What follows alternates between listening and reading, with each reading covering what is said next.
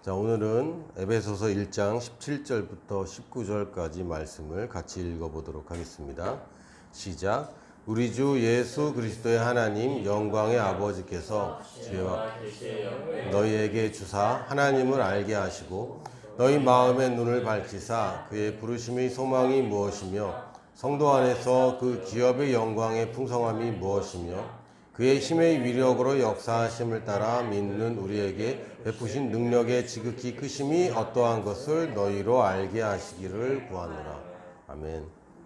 오늘 에베소서 말씀은 사도 바울께서 이 교회를 향하여서 늘 생각할 때마다 이렇게 기도한다고 말한 부분입니다. 그런데 이 문장이 굉장히 길어요. 굉장히 길고 쉼표도 엄청 많고 사실 좀 말이 좀 어렵습니다. 여러분 이거 읽으면 이렇게 탁 와닿으세요? 저는 좀 어렵더라고요. 한국말도 어렵고 헬라어도 어렵고 영어도 어렵게 아주 긴 문장으로 쓰여져 있습니다. 우리 주 예수 그리스도의 하나님 영광의 아버지께서, 이건 뭐 거기까지는 상관이 없죠. 우리 주 예수 그리스도의 하나님 영광의 아버지께서 지혜와 계시의 영을 너희에게 주사 하나님을 알게 하시고, 또 약간 번역상의 문제가 있는데요. 지혜와 계시의 영을 주시고 하나님을 아는 지식 안에서, 이렇게 해석하면 더 정확합니다. 그러니까 계시의 영을 주사 하나님의 지식 안에서, 하나님을 아는 그 지식 안에서 너의 마음을 눈을 밝혀주셔서 부르심의 소망이 뭔지를 알게 해주시고, 또 성도 안에서 그 기업의 영광의 풍성함이 무엇인지를 알게 해주시고, 그의 힘의 위력으로 역사하심을 따라 믿는 우리에게 베푸신 능력의 지극히 크심이 굉장히 길죠. 짧게 자르면 믿는 우리에게 베푸시는 능력의 지극히 크심이 어떠한 것인지 이 세 가지를 너희가 알게 되기를 내가 기도한다, 이렇게 이제 표현을 하고 있습니다. 먼저 지혜와 계시의 영이라고 표현되어 있는데 지혜와 계시는 조금 다릅니다. 물론 둘 다 하나님에게서 오는 것은 맞고 그 원천이 이제 하나님 것은 맞는데, 지혜라는 것은 어떤 문제나 어떤 일에 있어서 그것을 푸는 방법, 해결하는 방법을 보통 이제 지혜라고 표현을 하고요. 계시는 보통은 이제 디렉션, 방향을 제시합니다. 그러니까 사실은 지혜와 계시의 영이라고 표현되어 있긴 하지만 계시가 없는데 지혜가 있을 수는 없어요. 계시가 먼저 있고 그 다음에 그 계시된 바를 어떻게 이룰 것인가 지혜가 따라오게 됩니다. 그 계시가 없는 지혜는 그냥 문제를 해결을 하느라고 쓰죠. 그거는 마치 수고하고 무거운 짐을 진 것처럼 우리 일상생활에서 문제를 자꾸 해결하는 사람입니다. 우리는 주님이 필요해요. 근데 얼마나 필요한지 사람마다 다릅니다. 그런데 내 문제 때문에 주님이 필요한 상태가 있고, 주님의 일을 하기 위해서 주님이 필요할 때가 있습니다. 그리고 세 번째는 주님이 별로 안 필요한 때가 있는데, 그때는 지금 망하고 있는 거예요. 안주하고 있는 것이고 이 세상에 별로 문제가 없이 살고 있는데, 그건 여러분이 주님께서 주신 도전에 응하고 있지 않다는 얘기입니다. 그러나 많은 크리스찬들이 자기 문제만 해결하려고 애를 써요. 그래서 주님을 필요로 합니다. 닥친 문제들이 있습니다. 이것도 문제고 저것도 문제고, 물질적인 문제도, 사람의 관계의 문제도, 또 교회에도 문제가 있고, 나라에도 문제가 있고, 직장에도 문제가 있고, 가정에도 문제가 있죠. 그걸 해결하기 위해서 주님을 찾습니다. 물론 대부분 주님을 처음 만나는 사람들은 그렇게 만납니다. 자기가 아무 필요가 없는데 주님을 찾는 경우는 거의 없어요. 결핍에 의해서 주님을 만나게 됩니다. 가난에 의해서 주님을 만나게 되고, 또는 질병에 의해서 하나님을 만나게 됩니다. 그러나 거기에 머물면 안 돼요. 그거는 어린아이들의 상태인 것이고, 어린아이 같은 마음을 가지라면서요. 그게 아니라 지금 성숙하지 못한 상태인 것이고, 사실은 계시를 따라서 가야 되는데, 이 계시는 쉽게 얘기하면 여러분이 무엇을 추구해야 되는가라는 것입니다. 무엇이 중요한 것인가는 사실 지혜보다는 계시의 영역이고, 그것은 사람마다 조금씩 다를 수 있습니다. 물론 지혜의 영역에서는 중요한 것은 정해져 있어요. 이 땅의 것보다 하늘의 것이 중요하죠. 당연합니다. 그러나 하나님이 나한테 말씀해 주셔야죠. 나는 무엇을 해야 되는가? 내가 누구인가? 내가 무엇을 가졌는가? 이제는 내가 무엇을 위해 살아야 되는가? 이것은 내가 이제 받아내야 되는 것입니다. 그래서 약간 좀 다르다고 할 수 있어요. 근데 이 두 가지가 꼭 필요합니다. 계시는 많은데 지혜가 없는 사람들도 분명히 있어요. 보통 그 선지자들이 보통 그 계시가 많죠. 근데 지혜 부분은 별로 말씀을 잘 안 하시더라고요. 성경에도 그렇고 이 대책 없는 말씀을 많이 하시고 뜬금없는 얘기를 많이 하시고 비저너리들이 보통 계시를 잘 풀어냅니다. 지혜는 보통 이제 그 뒤를 따라가는 이제 성취하는 사람들이 많이 이런 일을 하는데 대표적인 예가 이제 모세 같은 경우는 계시의 사람이었고 여호수아가 성취의 사람이었죠. 그래서 모세에게 계시가 있었고 여호수아 시대에 이것을 성취하게 됩니다. 그래서 모세는 계시는 있었는데 지혜가 좀 없었는지 모르겠어요. 그래서 12명을 정탐꾼으로 보내잖아요. 그래서 이제 좀 어려움을 많이 겪었죠. 큰 어려움을 겪었는데 여호수아 같은 것은 이제 모세를 보고 배운 것도 있고 지혜를 사용해서 2명만 믿음 좋은 2명만 딱 정탐꾼을 보내는 걸 볼 수 있습니다. 그냥 예일 뿐이에요. 이게 정확하게 뭐 어떤 사람은 계시만 있고 어떤 사람은 지혜만 있다는 얘기는 아닙니다. 이 둘 다 우리에게 필요한데 여러분이 개인적으로 하나님의 계시가 있어야 됩니다. 아 그렇구나, 내가 이걸 위해서 사는구나. 아 그렇구나, 내가 이런 사람이구나 라는 것을 여러분이 알아야 됩니다. 이것은 사람이 알 수가 없어요. 하나님이 가르쳐줘야 알 수 있습니다. 주는 그리스도시요 살아계신 하나님의 아들이십니다 라는 말도 사실은 계시에 의한 것이었습니다. 하나님을 아는 것은 계시에 의한 것이고 또한 하나님을 더 알아가는 것은 지혜에 속한 것입니다. 그래서 지혜와 계시의 영을 통해서 그리고 하나님을 아는 지식에서, 근데 여기서 지식이란 말은 에피그노시스란 말을 썼는데 그노시스는 원래 지식이란 뜻입니다. 알다란 뜻이고 원래는 히브리어인 야다에서 야다를 번역할 때 헬라어 그노시스라는 기노스코 또는 이제 지식이라는 말로 그노시스, 기노스코라는 말을 쓰죠. 근데 이 안다라는 뜻은 히브리어에서 야다라는 말은 사실은 동침하다라는 말 뜻도 있습니다. 그러니까 제가 남자를 알지 못하는데 어떻게 아기를 갖습니까? 라고 마리아가 얘기할 때 그 안다라는 말은 그냥 머리로 아는 것이 아니라 체험을 통해서 굉장히 익숙하게 경험을 통해서 아는 것을 얘기합니다.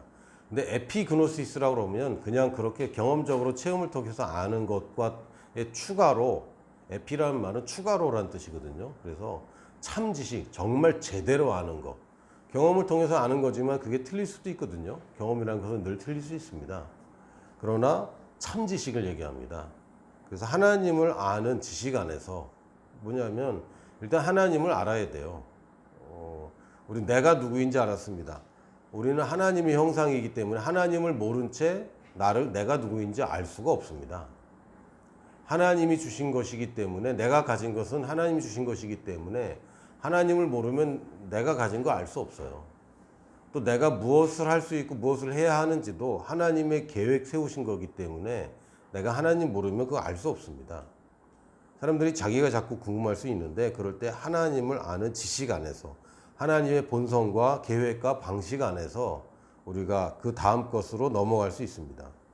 그 다음에 18절에 뭐라 하냐면 너희 마음의 눈을 밝히사 이렇게 얘기했는데 지난주에 저희가 나눈 말씀 중에 마태복음 6장에 보면은 내 보물 있는 그곳에 내 마음도 있느니라 그러면서 눈은 몸의 등불이니 그러므로 내 눈이 성하면 온몸이 밝을 것이요 눈이 나쁘면 온몸이 어두울 것이니 그러므로 내게 있는 빛이 어두우면 그 어둠이 얼마나 더하겠느냐.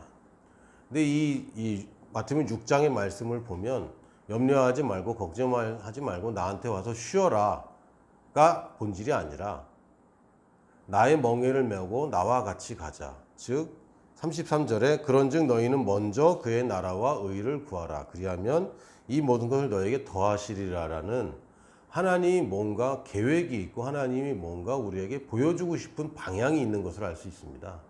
단지 걱정하지 마, 근심하지 마, 다 잘 될 거야. 이거 위로 아닙니다. 이거는 거짓말이죠. 이걸로는 진짜 위로가 되지 않습니다. 그게 아니라 하나님께서 하시는 말씀은 나를 따라오고 내가 가고자 하는 방향으로 너도 가라. 나랑 같이 가라. 그러면 염려할 거리가 없어진다. 이것이 너의 인생을 향한 나의 계획이다라는 말씀이신 것이고 그러기 위해서 먼저 그의 나라와 의를 구하는 것이 먼저인 것입니다. 여기서도 눈을 얘기했고 여기서도 똑같은 단어로 눈을 얘기했는데 사실은 여기서 눈이라고 번역도 되지만 다른 번역은 비전이라고 번역을 할 수 있습니다. 우리 눈이 밝아지면 우리의 비전이 정확해지죠. 우리 눈이 밝아지면 마음의 눈이 밝아지면 단지 그냥 우리 앞길을 잘 바라보고 말씀으로 이것이 옳은 것인지 그른 것인지 나한테 좋은 것이 무엇인지 판단하는 거 그것만 얘기하는 것이 아니라 여기서 말하는 눈이 밝혀준다는 얘기는 비전을 정확하게 해준다는 것입니다. 우리 여러분의 인생 가운데 비전이 있어야 됩니다. 우리 교회에도 비전이 있어야 하고 여러분 인생에도 비전이 있어야 됩니다. 여러분이 속해 있는 단체들은 비전이 있습니다. 물론 자연적으로 발생된 단체는 비전이 없을 수도 있어요. 예를 들면 가정에 비전이 있는가? 없을 수도 있습니다. 비전이 없는 가정도 존재합니다. 가훈이 없는 가정도 뭐 존재합니다. 그러나 비전이 없는 회사는 금방 망하죠. 왜냐하면 그걸 위해서 모였기 때문에. 그냥 자연적으로 발생되고 그냥 타고난 애정관계로 존속되는 단체가 아니기 때문에 모든 모임은 비전으로 움직이는 것입니다. 목적이 같을 때 협동이 되는 것이고 목적이 같을 때에 연합이 됩니다. 근데 비전이 달라지면 연합이 정말 어려워져요. 비전이 달라지면 내가 희생할 이유가 없어집니다. 비전이 같아야 내가 억울하거나 내가 좀 더 지불하거나 내가 좀 더 수고해서라도 내가 원하는 비전을 이루기 때문에 연합이 가능해집니다. 연합은 희생을 동반합니다. 그러나 비전이 다르면 희생이 따라올 수 없고 결국 깨지게 됩니다. 여러분이 인위적으로 만들어야 될 연합이 있어요. 앞으로 가장 중요한 게 뭡니까? 결혼입니다. 지금 여기 이제 미혼 청년들이 많은데 그러므로 결혼에서도 가장 중요한 건 비전입니다. 다른 건 다 참을 수 있어요. 그러나 비전이 다르면 못 참아요. 그런데 비전이 같은 형제나 비전이 같은 자매를 만나기가 어렵죠. 왜냐하면 내가 비전이 뚜렷하지 않기 때문에 그렇습니다. 내가 비전이 뚜렷하지 않으면 이 사람이 비전이 뚜렷하지 않은지도 별로 알 수도 없고 알아서도 안 되고 안다고 소용도 없어요. 왜? 어차피 맞춰볼 나의 비전이 희미하기 때문에. 그러므로 청년의 때에 가장 중요한 것은 여러분의 비전이 정확해야 되는 것입니다. 지금 큰애 학교에 큰애가 좋아하는 형이 하나 있어요. 형이 하나 있는데 이 형이 이제 제 큰아들 보고 자기는 이스라엘 가서 공부할 거니까 자기도 이스라엘 가서 너도 이제 이스라엘 가서 나랑 같이 공부하자. 미래를 약속하려고 하는 거죠. 둘이 친해. 그리고 내가 볼 때 굉장히 좋은 애예요. 그 친구도. 제가 볼 때 훌륭한 친구고 부모님도 훌륭하시고.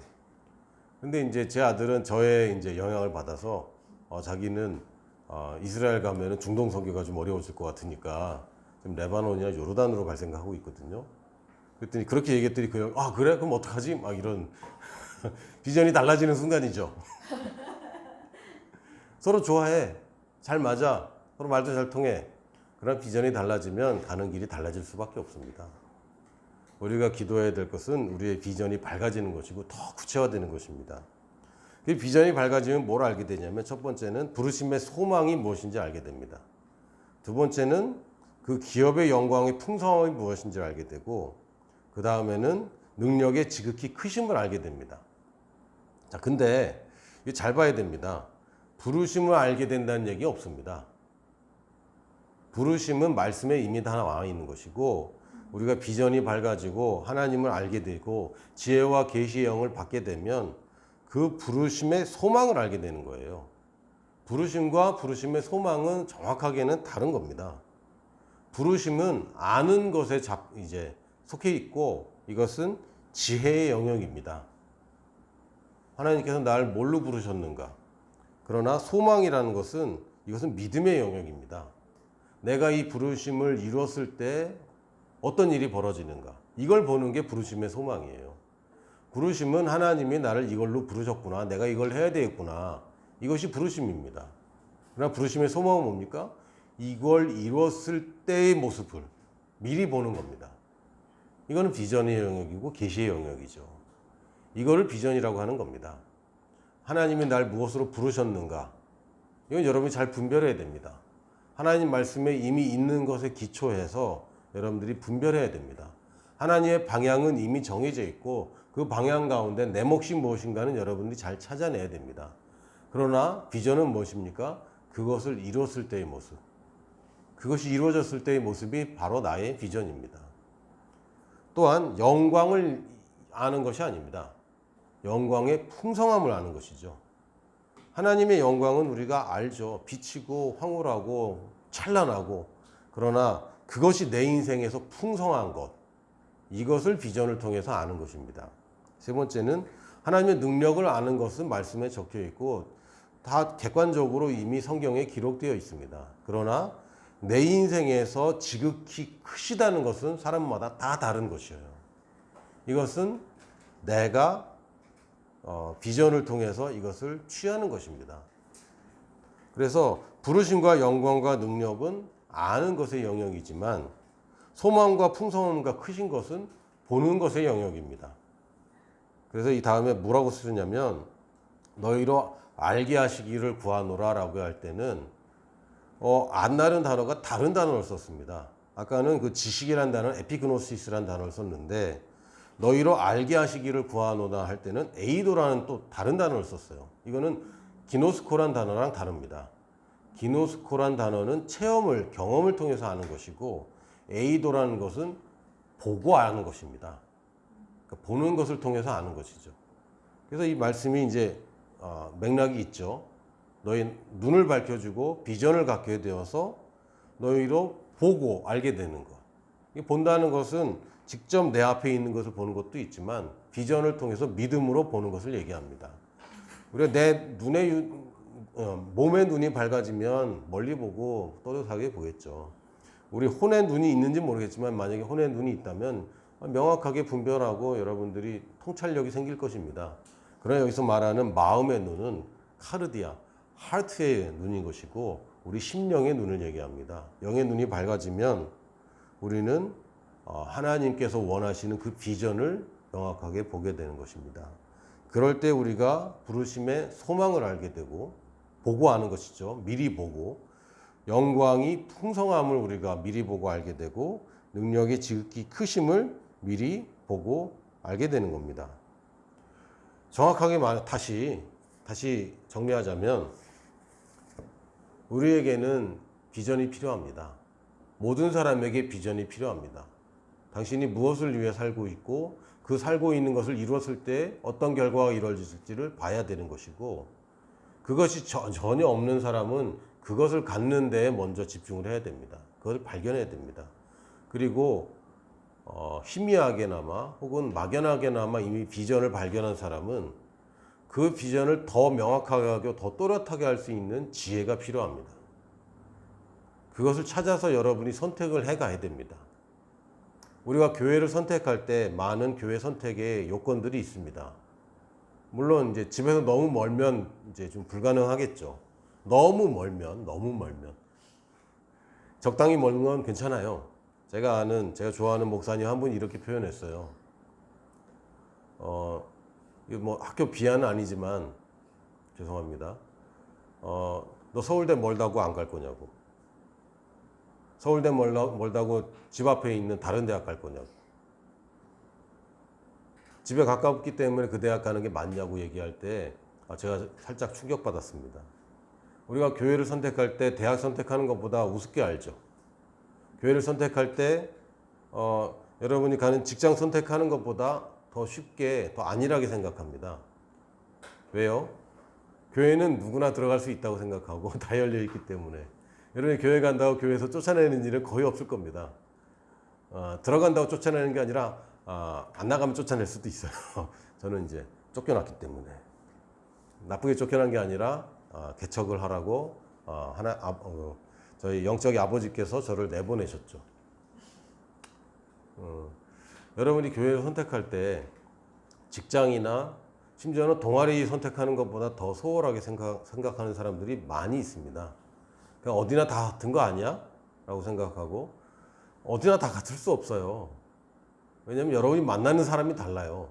그냥 아무하고나 결혼하면 됩니까? 남자면 되고 여자면 됩니까? 아니잖아요. 교회도 마찬가지입니다. 여러분 직장도 마찬가지입니다. 어디든 그냥 연봉만 맞춰주면 됩니까? 아니죠. 비전이 같아야죠. 비전이. 이 회사가 왜 세워졌는가? 뭘 위해서 정말 세워졌고 그냥 그 막연한 비전만 뿐만 아니라 정말 그렇게 가고 있는가가 중요한 거 아닙니까? 우리 교회가 비전이 명확해야 되고 그냥 비전문이라고 뒤에다가 크게 거창하게 써놓은 그 말 아니라 실제로 그 비전을 이루기 위해서 돈과 에너지와 시간을 거기다 지출하고 있는가? 여러분 인생도 마찬가지입니다. 여러분 인생의 비전이 정말 명확하게 써 있는가? 그리고 실제로 이 비전을 위해 살고 있는가? 여러분이 비전이 명확하지 않으면 교회를 발견하기도 쉽지 않아집니다. 여러분의 비전이 명확하면 그 명확한 교회와 만날 수밖에 없어요. 그리고 교회의 비전이 여러분의 비전이 되고 여러분의 비전이 교회의 비전 안에서 성취되어 가는 것입니다. 교회는 다른 집단과 다릅니다. 오직 하나님의 말씀을 우선순위에 두는 집단이 교회와 또 가정 말고는 없습니다. 우리는 그런 집단을 교회라고 부르고 가정이 그런 가정이 되면 그 가정 또한 교회라고 부를 수 있습니다. 우리가 어디에 우선순위를 두고 있습니까? 하나님 말씀에 우선순위를 두고 있습니다.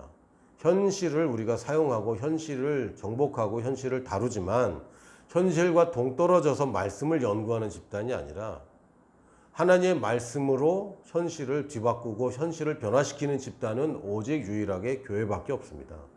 여러분의 회사나 혹은 국가도 이런 집단은 없어요.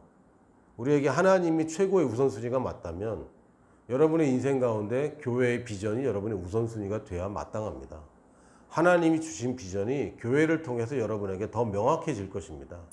여러분이 어떤 교회를 선택했든지 간에 지금 다니고 있고 섬기고 있는 그 교회와 여러분이 원래 하나님이 주신 그 비전과 맞지 않다면 점점 부대끼고 어려워질 겁니다. 부대끼는 건 당연히 있습니다. 어려운 것도 당연히 있고 교회 내에서 사람들과의 갈등은 늘 있습니다.